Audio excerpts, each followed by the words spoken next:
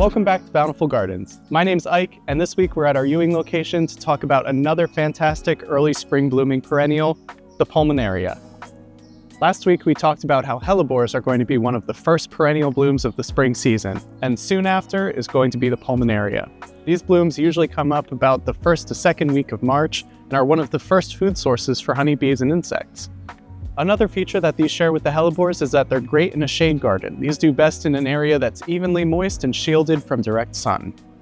Another common name for these is Lungwort, because in the Middle Ages, people thought that the spotted leaves of these resembled diseased lungs. They believed that this plant could be used medicinally to treat lung diseases. Nowadays, we know that's not true, but it's still really nice to enjoy the speckles on the foliage.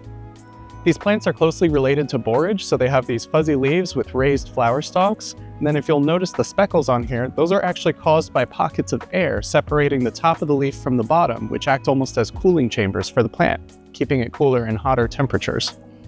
The flowers on these plants range in color from pink to violet to sometimes even a silvery blue, and on some varieties they'll even have multicolors, where the younger flowers will start pink and then slowly deepen into a purple. Plus, since the leaves and stems are covered in tiny little hairs, they're considered deer and rabbit resistant. That doesn't make them completely inedible though, they're actually edible for us. They sort of taste like a green bean, and those little hairs do a great job of holding on to dressing. But whether you call it a Pulmonaria or a Lungwort, these dazzling perennials are sure to provide a breath of fresh air to your shade garden. Thanks for watching. If you liked this video, be sure to like it down below or leave a comment if you had a question about any of the Pulmonarias that I showed or suggestions for topics to cover in the future.